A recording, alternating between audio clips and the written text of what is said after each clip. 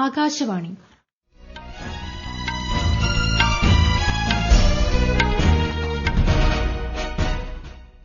നമസ്കാരം. വാർത്തകൾ വായിക്കുന്നത് അമൃത വൈശാഖ്.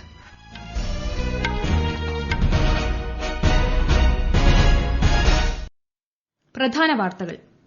ലോകത്ത് ശാന്തിയും സമാധാനവും പുലരാനുള്ള പ്രചോദനമാകട്ടെ സമാധാന പ്രതിമയെന്ന് പ്രധാനമന്ത്രി നരേന്ദ്രമോദി. റഷ്യ ആതിഥേയത്വം വഹിക്കുന്ന 12ാമത് ബ്രിക്സ് ഉച്ചകോടിയിൽ പ്രധാനമന്ത്രി നാളെ പങ്കെടുക്കും. ബീഹാറിൽ നിതീഷ് കുമാർ മന്ത്രിസഭ സത്യപ്രതിജ്ഞ ചെയ്ത് അധികാരമേറ്റു. രാജ്യത്ത് കോവിഡ് മുക്തി നിരക്ക് 93.27%. കേരളത്തിൽ ഇന്ന് 2710 പേർക്ക് രോഗം സ്ഥിരീകരിച്ചു. ഡിജിറ്റൽ മാധ്യമങ്ങൾ ഒരു മാസത്തിനുള്ളിൽ നേരിട്ടുള്ള വിദേശ നിക്ഷേപം സംബന്ധിച്ച നയം പാലിക്കണമെന്ന് കേന്ദ്ര വാർത്താവിതരണ പ്രക്ഷേപണ മന്ത്രാലയം. വാർത്തകൾ വിശദമായി.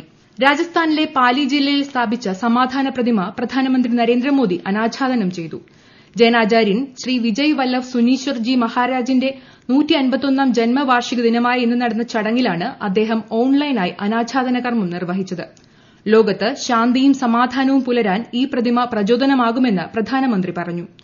വിദ്യാഭ്യാസത്തിൽ ഇന്ത്യ സ്വയം പര്യാപ്തത കൈവരിക്കുന്നതിനായി പ്രയത്നിച്ച വ്യക്തിയായിരുന്നു ശ്രീ വല്ലഭ്. വനിതകളുടെ വിദ്യാഭ്യാസത്തിലും പ്രധാന പങ്കുവഹിച്ച അദ്ദേഹത്തിന്റെ സ്ഥാപനങ്ങളോട് രാജ്യം കടപ്പെട്ടിരിക്കുന്നുവെന്നും പ്രധാനമന്ത്രി പറഞ്ഞു. നാളെ നടക്കുന്ന 12ാമത് ബ്രിക്സ് ഉച്ചകോടിയിൽ പ്രധാനമന്ത്രി നരേന്ദ്രമോദി പങ്കെടുക്കും. റഷ്യ ആതിഥേയത്വം വഹിക്കുന്ന ഉച്ചകോടി ഓൺലൈനായാണ് നടക്കുന്നത്. ആഗോള സ്ഥിരത, പങ്കാളിത്ത, സുരക്ഷ, നൂതനാശയ വളർച്ച എന്നിവയാണ് ഇത്തവണത്തെ ബ്രിക്സ് ഉച്ചകോടിയുടെ ആശയം. കോവിഡ്-19-നെതിരായ പ്രതിരോധ നടപടികൾ, ഭീകരാക്രമണം, വ്യാപാരം, ആരോഗ്യം, ഊർജ്ജം തുടങ്ങിയ നിരവധി വിഷയങ്ങൾ ഉച്ചകോടി ചർച്ച ചെയ്യും. ബ്രിക്സ് സമ്മേളനത്തിന്റെ അധ്യക്ഷ പദവി ഇന്ത്യ ഏറ്റെടുക്കും. ബീഹാർ മുഖ്യമന്ത്രിയായി ശ്രീ നിതീഷ് കുമാർ സത്യപ്രതിജ്ഞ ചെയ്തു. വിശദാംശങ്ങളുമായി ലിൻസ സിറാജ്. ബീഹാർ മുഖ്യമന്ത്രി പദത്തിൽ 69-കാരനായ നിതീഷ് കുമാറിന് ഇത് 7ാം ഊഴം. തലസ്ഥാനമായ പട്നയിൽ വൈകിട്ട് നടന്ന ചടങ്ങിൽ ഗവർണർ ഫഗു ചൌഹാൻ സത്യവാചകം ചൊല്ലിക്കൊടുത്തതോടെ ശ്രീ നിതീഷ് കുമാർ വീണ്ടും മുഖ്യമന്ത്രി പദത്തിൽ. ബിജെപി നേതാക്കളായ താർകിഷോർ പ്രസാദും രേണു ദേവിയും ഉപമുഖ്യമന്ത്രിമാരായി ചുമതലയേറ്റു. ജെഡിയുവിൽ നിന്നുള്ള വിജേന്ദ്ര യാദവ്, വിജയ് ചൌധരി, അശോക് ചൌധരി, ഷീല മണ്ഡൽ, ബിജെപിയിൽ നിന്നുള്ള മംഗൾ പാണ്ഡെ, രാംപ്രീത് പസ്വാൻ, ഹിന്ദുസ്ഥാനി അവാം മോർച്ചയുടെ സന്തോഷ് മാഞ്ചി, വിഐപി പാർട്ടിയുടെ മുകേഷ് മല്ല ഉൾപ്പെടെ 14 മന്ത്രിമാരും ഇന്ന് ചുമതലയേറ്റു. കേന്ദ്ര ആഭ്യന്തരമന്ത്രി അമിത്ഷാ, മുതിർന്ന ബിജെപി നേതാവ് ദേവേന്ദ്ര ഫട്നാവിസ് എന്നിവർ ചടങ്ങിൽ സന്നിഹിതരായിരുന്നു. 243 അംഗ ബീഹാർ നിയമസഭയിൽ 125 എംഎൽഎമാരുടെ പിന്തുണയോടെയാണ് എൻഡിഎ സഖ്യത്തിനു കീഴിൽ നിതീഷ് കുമാർ അധികാരം നിലനിർത്തിയത്. ഇന്നലെ ചേർന്ന എൻഡിഎ നിയമസഭാ കക്ഷി യോഗത്തിലാണ് ശ്രീ നിതീഷ് കുമാറിനെ കക്ഷി നേതാവായി തെരഞ്ഞെടുത്തത്. News desk Akashvani. ബീഹാർ മുഖ്യമന്ത്രിയെ ചുമതലയേറ്റ നിതീഷ് കുമാറിനെ പ്രധാനമന്ത്രി നരേന്ദ്രമോദി അഭിനന്ദിച്ചു. ബീഹാറിന്റെ പുരോഗതിക്കായി എൻഡിഎ കുടുംബം ഒത്തൊരുമിച്ച് പ്രവർത്തിക്കുമെന്നും പ്രധാനമന്ത്രി ട്വീറ്റ് ചെയ്തു. ഇന്ന് ദേശീയ മാധ്യമ ദിനം. ഉപരാഷ്ട്രപതി എം വെങ്കയ്യനായിഡു എല്ലാ മാധ്യമ പ്രവർത്തകർക്കും ആശംസകൾ നേർന്നു. പൌരന്മാർക്ക് വിവരങ്ങൾ നൽകുന്നതിലും അവരെ ശാക്തീകരിക്കുന്നതിലും ജനാധിപത്യം സംരക്ഷിക്കുന്നതിലും മാധ്യമങ്ങൾ സുപ്രധാന പങ്ക് വഹിക്കുന്നുണ്ടെന്ന് അദ്ദേഹം ട്വിറ്ററിൽ കുറിച്ചു. മഹത്തായ നമ്മുടെ രാജ്യത്തിന്റെ അടിത്തറ ശക്തിപ്പെടുത്താൻ മാധ്യമ സമൂഹം അക്ഷീണം പ്രവർത്തിക്കുകയാണെന്ന് കേന്ദ്ര ആഭ്യന്തരമന്ത്രി അമിത്ഷാ ആശംസകൾ നേർന്ന് ട്വിറ്ററിൽ കുറിച്ചു. മാധ്യമ സ്വാതന്ത്ര്യമാണ് ജനാധിപത്യത്തിന്റെ ആത്മാവെന്ന് കേന്ദ്ര വാർത്താവിതരണ പ്രക്ഷേപണ മന്ത്രി പ്രകാശ് ജാവ്ദേക്കർ പറഞ്ഞു. രാജ്യത്തെ മാധ്യമങ്ങളുടെ നിരീക്ഷക സ്ഥാപനമായ ഇന്ത്യൻ പ്രസ് കൌൺസിലിന്റെ സ്ഥാപക ദിനമാണ് ദേശീയ മാധ്യമ ദിനമായി ആചരിക്കുന്നത്.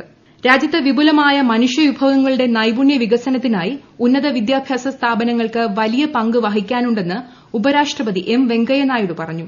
ഹൈദരാബാദ് സർവകലാശാലയിലെ സേവന കേന്ദ്രം ഉദ്ഘാടനം ചെയ്തുകൊണ്ട് സംസാരിക്കുകയായിരുന്നു അദ്ദേഹം. ആത്മനിർഭർ ഇന്ത്യ കെട്ടിപ്പടുക്കാനായി വിദ്യാഭ്യാസ സ്ഥാപനങ്ങൾ മികവിന്റെ കേന്ദ്രങ്ങളാകണം.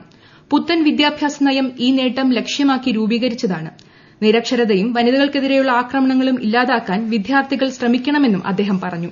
കോവിഡ് മഹാമാരിക്കെതിരായ ഇന്ത്യയുടെ പോരാട്ടം വളരെ വിപുലമാണെന്ന് കേന്ദ്ര വിദേശകാര്യമന്ത്രി എസ് ജയശങ്കർ പറഞ്ഞു. കേന്ദ്ര വിദേശകാര്യ മന്ത്രാലയവും ഹൈദരാബാദിലെ ഇന്ത്യൻ ബിസിനസ് സ്കൂളും സംയുക്തമായി സംഘടിപ്പിച്ച ഡെക്കാൻ ഡയലോഗ് പരിപാടി വീഡിയോ കോൺഫറൻസിലൂടെ സംസാരിക്കുകയായിരുന്നു അദ്ദേഹം. എല്ലാവർക്കും ആരോഗ്യം എന്ന സന്ദേശം ഉൾക്കൊള്ളാതെ ഭാവി ശോഭനമാകില്ലെന്ന് കേന്ദ്ര ആരോഗ്യമന്ത്രി ഹർഷവർദ്ധൻ പറഞ്ഞു. ലോകാരോഗ്യ സംഘടനയുടെ എക്സിക്യൂട്ടീവ് ബോർഡ് യോഗത്തിൽ ഓൺലൈനായി പങ്കെടുക്കുകയായിരുന്നു അദ്ദേഹം. ആരോഗ്യ സംവിധാനങ്ങൾ ശക്തിപ്പെടുത്താൻ ലോകമൊട്ടാകെയുള്ള പൊതുജനാരോഗ്യ മേഖലയിൽ ആഗോള കൂട്ടായ്മകളുടെ നിക്ഷേപം ആവശ്യമാണ്. തെക്ക് കിഴക്ക് ഏഷ്യ മേഖലയിലും ഇന്ത്യയും ആരോഗ്യ സേവനങ്ങൾ മെച്ചപ്പെടുത്താൻ തുടർച്ചയായി പരിശ്രമിക്കുന്നുണ്ടെന്നും ഡോക്ടർ ഹർഷവർദ്ധൻ പറഞ്ഞു. അന്താരാഷ്ട്ര ധാന്യവിള ഗവേഷണ കേന്ദ്രത്തിന് കാർഷിക ഗവേഷണ കാര്യങ്ങൾക്കായുള്ള ഡ്രോണുകൾ ഉപയോഗിക്കുന്നതിനുള്ള അനുമതി സിവിൽ വ്യോമയാന മന്ത്രാലയം നൽകി. ധാന്യവിള ഉൽപാദനം വർദ്ധിപ്പിക്കാനും വെട്ടുകിളി നിയന്ത്രണത്തിനുമായി രാജ്യത്തെ കാർഷിക മേഖലയിൽ ഡ്രോണുകൾ വലിയ പങ്ക് വഹിക്കുമെന്ന് വ്യോമയാന മന്ത്രാലയത്തിന്റെ ജോയിന്റ് ഡയറക്ടർ അംബർ ദുബെ പറഞ്ഞു. ഈ വാർത്തകൾ ആകാശവാണിയിൽ നിന്ന്. കൊറോണ ആശങ്കയല്ല, ജാഗ്രതയാണ് വേണ്ടത്. കേന്ദ്ര ആരോഗ്യ മന്ത്രാലയം പുറപ്പെടുവിക്കുന്ന നിർദ്ദേശങ്ങൾ. ജനങ്ങൾ കൂട്ടം കൂടുന്നത് ഒഴിവാക്കുക. ഇടയ്ക്കിടെ കൈകൾ സോപ്പും വെള്ളവും ഉപയോഗിച്ചോ സാനിറ്റൈസർ ഉപയോഗിച്ചോ വൃത്തിയാക്കുക. നിർബന്ധമായും മാസ്ക് ധരിക്കുക. പനിയോ ചുമയോ ശ്വാസതടസ്സമോ തുടരുന്ന സാഹചര്യത്തിൽ വൈദ്യസഹായം തേടുക.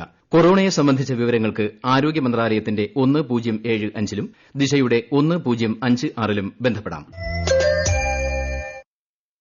തുടർച്ചയായ 44ാം ദിവസവും രാജ്യത്തെ പ്രതിദിന കോവിഡ് മുക്തർ പ്രതിദിന രോഗികളേക്കാൾ കൂടുതൽ എന്ന നിലയിൽ കഴിഞ്ഞ 24 മണിക്കൂറിൽ 43,851 പേർ രോഗമുക്തരായി.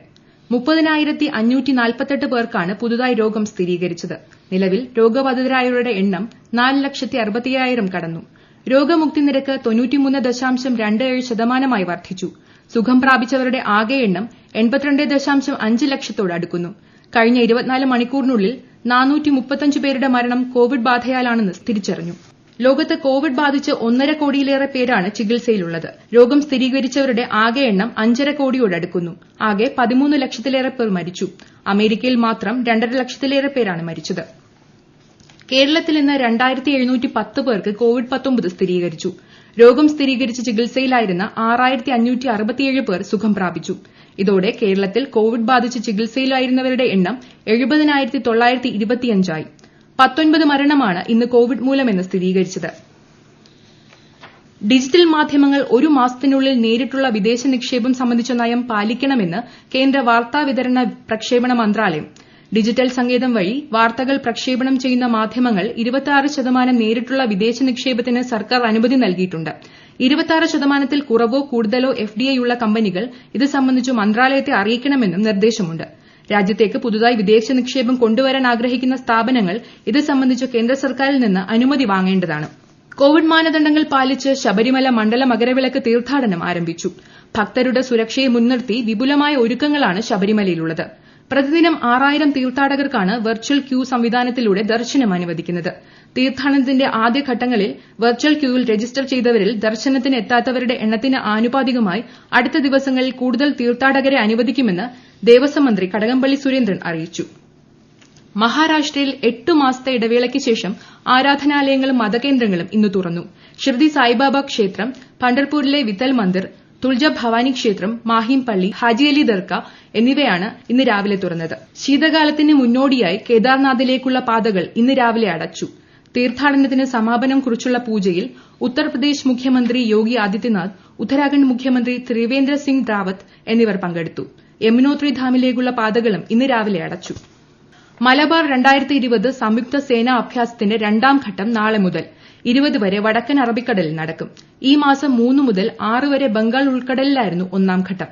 ഓസ്ട്രേലിയ, ഇന്ത്യ, ജപ്പാൻ, US നാവികസേനകളുടെ അത്യാധുനികവും സഹകരണാടിസ്ഥാനത്തിലുള്ളതുമായ അഭ്യാസ പ്രകടനങ്ങൾ 2ാം ഘട്ടത്തിൽ നടക്കും. കാർഗിൽ ലഡാക്ക് മേഖലയിൽ മഞ്ഞുവീഴ്ചയെ തുടർന്ന് 100 കണക്കിന് വാഹനങ്ങൾ സോജില ചുരത്തിൽ കുടുങ്ങിക്കിടക്കുന്നു. ലഡാക്കിനെ ജമ്മു കാശ്മീരുമായി ബന്ധിപ്പിക്കുന്ന ദേശീയപാത 1D വഴിയുള്ള ഗതാഗതം നിരോധിച്ചിട്ടുണ്ട്. വർഷാവസാനം 1ാം നമ്പർ കാത്തുസൂക്ഷിക്കുക എന്ന നേട്ടം ഏറ്റവും കൂടുതൽ തവണ സ്വന്തമാക്കിയ 2ാമത്തെ ടെന്നീസ് താരമായി നൊവാക് ജോക്കോവിച്ച്. പീറ്റ് സാംബർഗിനൊപ്പമാണ് ജോക്കോവിച്ച് ഈ റെക്കോർഡ് പങ്കിടുന്നത്. ഈ ഉത്സവ സീസണിൽ ഖാദി ഉൽപ്പന്നങ്ങൾക്ക് റെക്കോർഡ് വിൽപ്പന. ഗാന്ധിജയന്തി മുതൽ ഇങ്ങോട്ടുള്ള 40 ദിവസങ്ങളിൽ ഇത് 4ാം തവണയാണ് ഖാദി ഉൽപ്പന്നങ്ങളുടെ പ്രതിദിന വിൽപ്പന 1 കോടി രൂപ പിന്നിടുന്നത്. പ്രധാന വാർത്തകൾ വീണ്ടും. ലോകത്ത് ശാന്തിയും സമാധാനവും പുലരാനുള്ള പ്രചോദനമാകട്ടെ സമാധാന പ്രതിമയെന്ന് പ്രധാനമന്ത്രി നരേന്ദ്രമോദി. റഷ്യ ആതിഥേയത്വം വഹിക്കുന്ന 12ാമത് ബ്രിക്സ് ഉച്ചകോടിയിൽ പ്രധാനമന്ത്രി നാളെ പങ്കെടുക്കും. ബീഹാറിൽ നിതീഷ് കുമാർ മന്ത്രിസഭ സത്യപ്രതിജ്ഞ ചെയ്ത് അധികാരമേറ്റു. രാജ്യത്ത് കോവിഡ് മുക്തി നിരക്ക് 93.27%. കേരളത്തിൽ ഇന്ന് 2,710 പേർക്ക് രോഗം സ്ഥിരീകരിച്ചു. ഡിജിറ്റൽ മാധ്യമങ്ങൾ ഒരു മാസത്തിനുള്ളിൽ നേരിട്ടുള്ള വിദേശ നിക്ഷേപം സംബന്ധിച്ച നയം പാലിക്കണമെന്ന് കേന്ദ്ര വാർത്താവിതരണ പ്രക്ഷേപണ മന്ത്രാലയം. വാർത്തകൾ കഴിഞ്ഞു. ഈ നിലയത്തിൽ നിന്നുള്ള അടുത്ത വാർത്താ പ്രക്ഷേപണം രാത്രി 9 മണിക്ക്.